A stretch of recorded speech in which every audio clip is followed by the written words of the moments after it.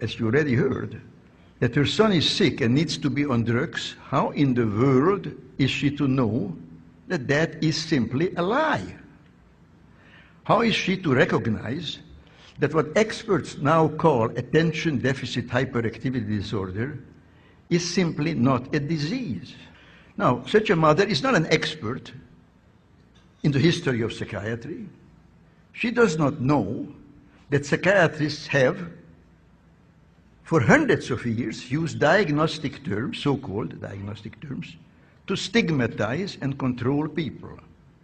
I will only give you a few dramatic examples.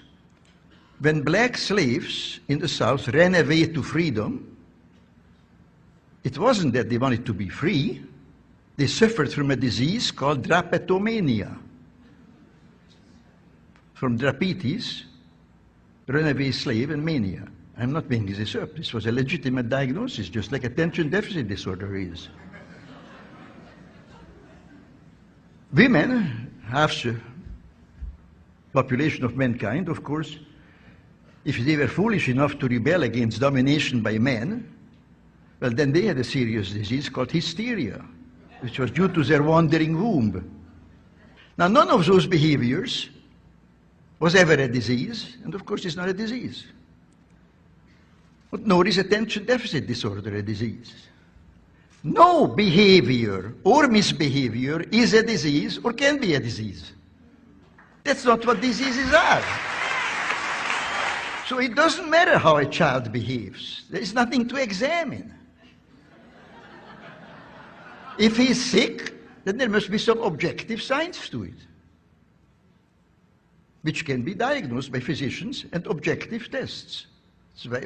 As soon as you go to a doctor, they take a lot of blood and take x-rays. They don't want to hear how you behave. When I went to medical school, 60 years ago, there were only a handful of mental diseases. I think there were no more than 6 or 7. Now there are more than 300. And new ones are, quotes, discovered every day. Labeling a child as mentally ill is stigmatization, not diagnosis. Giving a child a psychiatric drug is poisoning, not treatment. I have long maintained that the child psychiatrist is one of the most dangerous enemies, not only of children, but of adults, of all of us who care to the most precious and most vulnerable things in life. And those two things are children and liberty. Diseases are malfunctions of the human body, of the heart, the liver, the kidney, the brain, and so forth. Typhoid fever is a disease. You all know that, you don't question that. Spring fever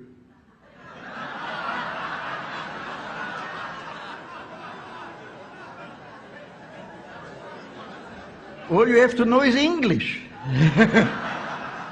Spring fever is not a disease. Now, why not? Because we all know that it's a figure of speech, a metaphor, a little piece of poetry. No, so are all mental diseases. Mental disease is a metaphor. The task we set ourselves to combat psychiatric coercion is important. I think it's important. You all think it's important. Not enough people think it's important. It's a noble task, a task in the pursuit of which we must, regardless of obstacles, persevere. Our conscience commands that we do no less.